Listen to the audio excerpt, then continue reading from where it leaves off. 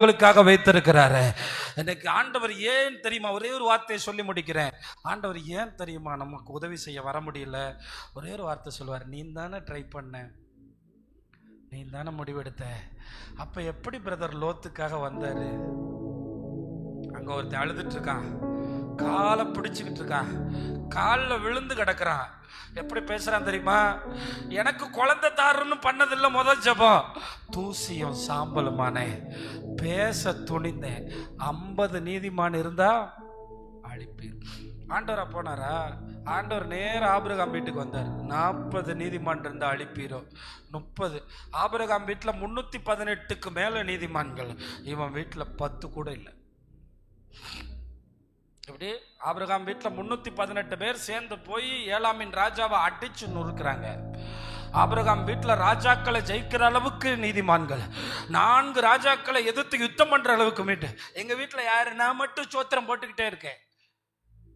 நீங்க மட்டும் சரியா ஆவிக்குரிய முடிவெடுத்தா ஆண்டவர் வீட்டை அசைக்கிறதுக்கு ஒரு இரவு பத்தாது. அல்லேலூயா.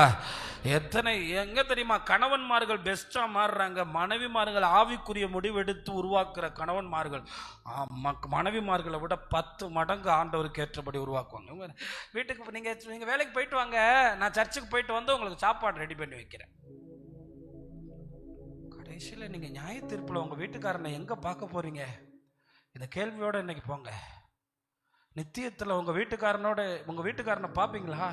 கண்டிப்பாக ஐடென்டிஃபை பண்ண முடியும். ஆனால் கணவன் மனைவி என்கிற உறவு அங்கே இல்லை. எப்படிப்பட்ட உறவோடு வாழ போறீங்க? இந்த மரணத்துக்கு அப்புறம் ஒரு பெரிய வாழ்க்கை. கிறிஸ்தவத்தில் சேர்ந்துட்டான்னு சொல்றாங்களா? ஒருத்தனும் இயேசுவை ஏற்றுக்கொண்டவன் இல்லை. கிறிஸ்தவன் சேர்றதும் விலகுறதும் இல்லை, இதயபூர்வமாக அவரை சுமப்பது. என்னைக்கு அவரை ஏற்றுக்கொண்டோம் அன்றிலிருந்து அவரை நம்மை விட்டு விலகுவதில்லை. எத்தனை பேர் ஆமென் சொல்றீங்க?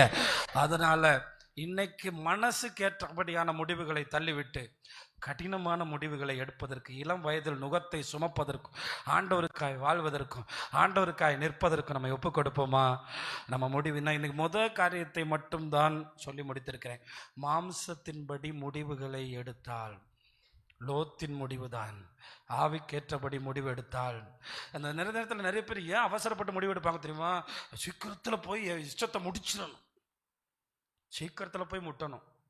நான் வேமா போகிறவனுக்கு எங்கே என்னதான் இருக்குது? ஆபத்து தான் இருக்குது. அதனால் கொஞ்சம் ஸ்லோவா.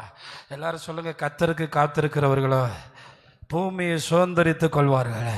அல்லேலூயா.